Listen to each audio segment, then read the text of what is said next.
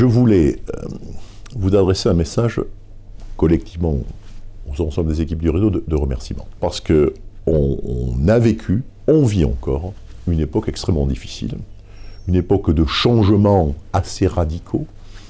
Et clairement, moi, le sentiment que j'ai, et je fais le tour de tous les territoires en ce moment, c'est que vous relevez ce défi, vous vous adaptez, je voulais saluer ça. C'est quelque part important, et c'est ce qui peut nous donner confiance dans notre capacité de transformation. Et collectivement, je pense qu'on est sur la bonne voie. Merci pour tout ça. Vous savez que l'on a, de la part de notre gouvernement, les précédents avaient déjà commencé, des exigences budgétaires que nous avons considérées comme inacceptables. Et on l'a dit au ministre, on lui a redit. Aujourd'hui, on a signé un COP. On pourrait imaginer qu'il y a une contradiction. Non. Vous remarquerez que dans le COP, le ministre a accepté à notre demande, c'était une condition, que justement la trajectoire budgétaire qu'il a évoquée ne soit pas indiquée, donc pas en dur, et soit encore négociable.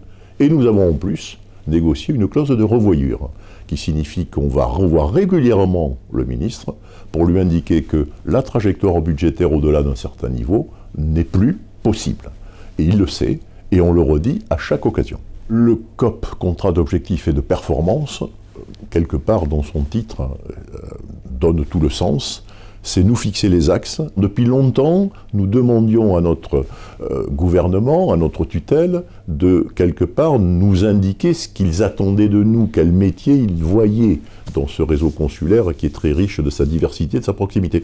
C'est ce qui est dans le COP. Pour dérouler quelque part cette ambition, alors que nous sommes dans la contrainte budgétaire avérée, nous devons jouer groupé. Jouer groupé parce qu'on trouvera quelque part des mutualisations, des synergies entre nous, et parce que chez vous, dans votre territoire, dans votre chambre, vous avez développé un savoir-faire, une expertise particulière qui, évidemment, peut servir à une autre chambre à l'autre bout de l'hexagone.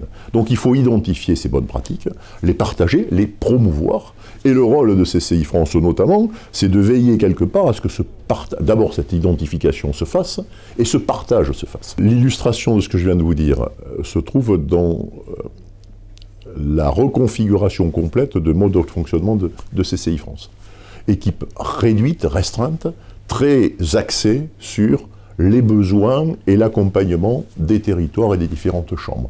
À votre disposition, dans le cadre du partage global, pour quelque part vous apporter le maximum de ce collectif-là, pour, par exemple, sur des opérations de communication, se mettre en mode reportage sur ce qui se passe chez vous, mais que ce qui se passe chez vous, le reste du réseau le sache, pour en être collectivement fier. Cette orientation du réseau consulaire vers le marché concurrentiel, vers la prestation facturée, évidemment, elle nécessitait une évolution du statut, ne serait-ce que pour récompenser les performances d'ailleurs. Nous avons signé un accord de méthode avec les 4 organisations représentatives qui ont toutes signé sur la manière de construire le chantier de cette convention collective qui s'appliquera à notre réseau. Pour conclure le message que je voulais vous adresser, je voulais vous dire la conviction que j'ai de la solidité, du niveau de compétence, même s'il faut l'élever encore, et collectivement la fierté qui est la mienne,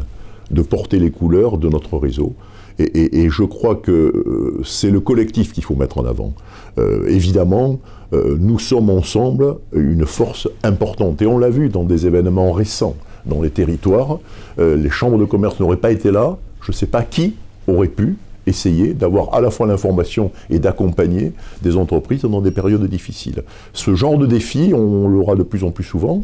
Et je sais quel est l'engagement, la passion de la plupart des équipes en ce domaine, et quelque part, c'est ça qui me rend confiant dans notre capacité à relever l'essentiel des défis qui nous sont aujourd'hui posés.